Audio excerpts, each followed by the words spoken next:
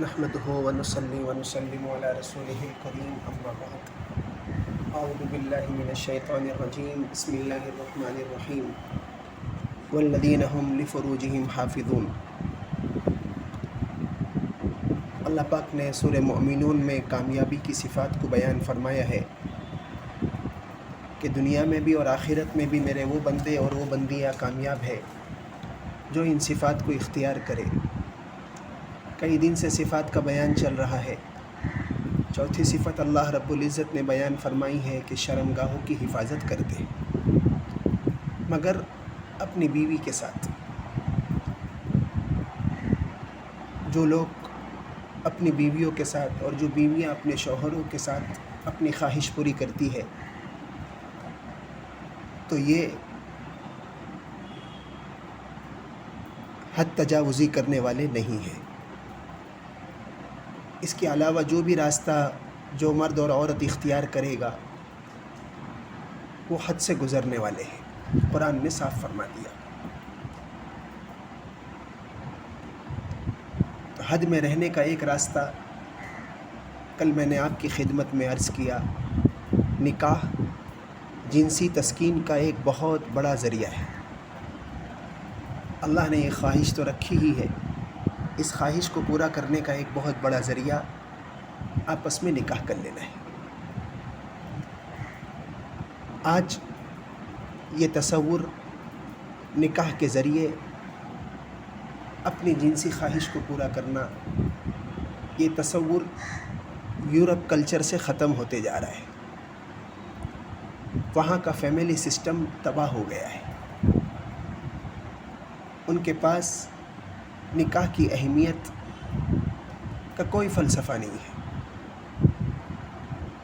ان کا ماننا اور ان کا نظریہ یہ ہوتے جا رہا ہے پورے ملک کا کہ بھائی یہ خواہش ہے، اس کے پورا کرنے کے لیے نکاح کے بندھن میں بندھنا ہی کیا ضروری ہے، جس طرح چاہے پورا کرو۔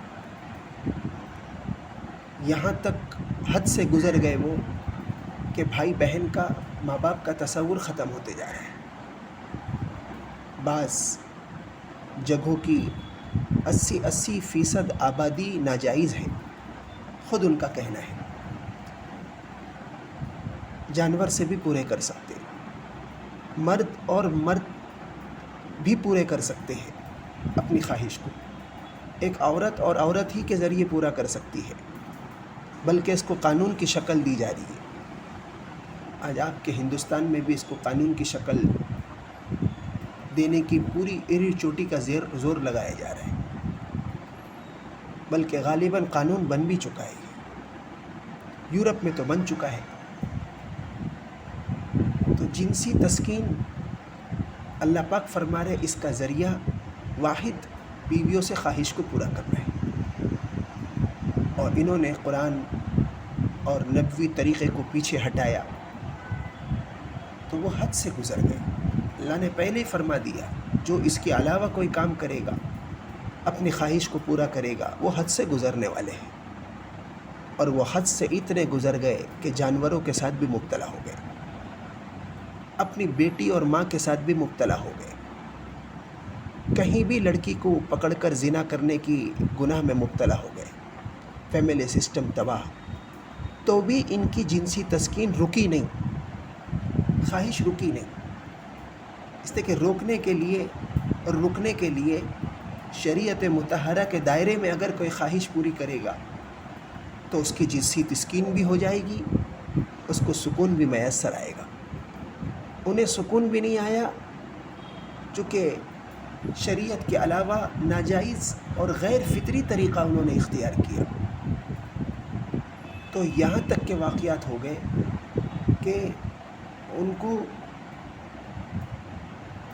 عورت سے زنا کرنے کے بعد بھی تسکین نہیں ہوئی، یہاں تک کہ اس عورت جس سے زنا کیا جا رہا ہے اس کو زنا سے فارغ ہونے کے بعد قتل تک نہ کر دیں۔ انہوں نے قتل تک کر دیا۔ یہ بھی ایک اسٹائل نکلا کہ جن سے آپ اپنی خواہش پوری کرو، اس کو قتل کر دو تو شاید جنسی تسکین ہو جائے۔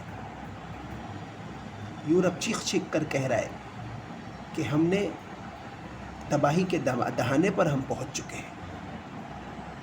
ساری ٹیکنالوجی ان کی مبارک ہو ان کو، انہوں نے یہ سب کیا، لیکن جنسی تسکین کا راستہ انہوں نے اسلام کے علاوہ اختیار کیا.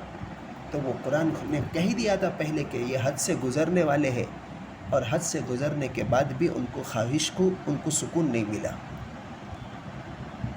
خیر، اللہ پاک نے جنسی تسکین کے علاوہ ایک اور راستہ اللہ پاک نے دیا ہے کہ تمہارا ایمان نہ ڈگمگائے، تمہاری خواہش دوسری جگہ نہ جائے اور تم حد سے نہ گزر جاؤ. اس کے لیے آنکھوں کی حفاظت کا حکم دیا. قرآن میں حکم دیا مردوں کو بھی عورتوں کو بھی. اللہ کے رسول صلی اللہ علیہ وسلم نے ارشاد فرمایا، النظر سہم من سہام ابلیس.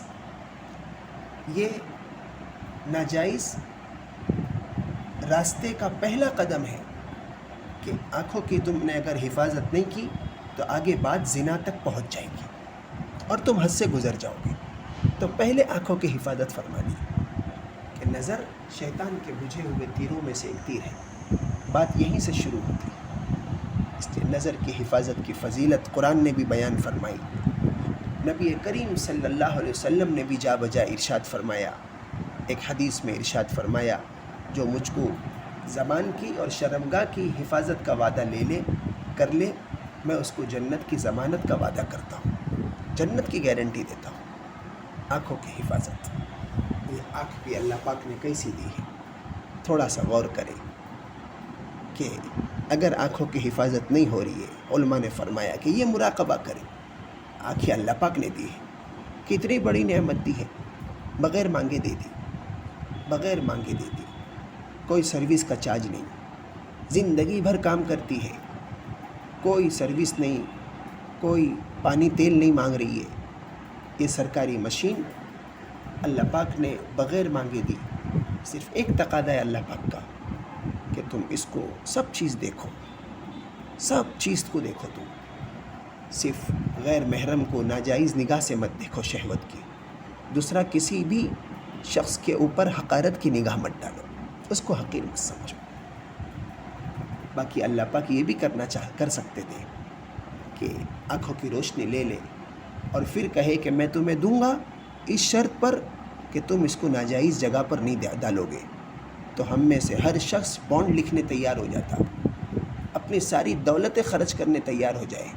آج بھی آنکھوں میں تھوڑی سی تکلیف ہوتی ہے تو ہم اپنی ساری دولت خرچ کرنے تیار ہو جاتے ہیں اور کیسے اسپیشلسٹ کے پاس بھاگتے ہیں کہ تم ہماری آنکھ درست کر دو، ہم سب دینے تیار ہیں. بڑی سی بڑی فیس دینے تیار ہو جاتا ہے آدمی، آپریشن کرنے تیار ہو جاتا ہے.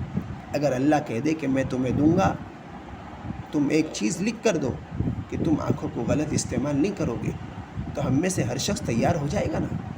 آج ہم بہت دھڑلے سے کہہ دیتے ہیں، ارے مولوی صاحب چھوڑو، آج کے زمانے میں نظر بچانا مشکل ہے. اگر اللہ تھوڑا سا کھینچ دے آنکھوں کی روشنی کو، تب ہم چیختے ہو جائیں گے اور ہم سرنڈر ہو جائیں گے کہ اے اللہ ہم لکھ کر دینے تیار ہے کہ آنکھوں کی حفاظت ہم کریں گے. اللہ نے یہ بغیر لکھے اور بغیر معاہدہ کیے ہوئے ہمیں آنکھ دے دی اپنے فضل سے اور اس کا استعمال کا طریقہ بتا دیا. تو ہم یہ سب جملے کہتے ہیں گناہ کے بعد بھی، ارے چھوڑو یہ سب، اب کیسے نظر بچائیں گے. آپ ماحول تو دیکھیں، خصوصاً بمبئی کا، بمبئی ہو یا انگلینڈ ہو یا نیوزی لینڈ ہو، آنکھوں کی حفاظت کا اللہ پاک کا حکم ہر لوگوں کے لیے ہے، ہر وقت کے لیے ہے، ہر جگہ کے لیے ہے. اللہ پاک مجھے اور آپ کو عمل کی توفیق نصیب فرمائے.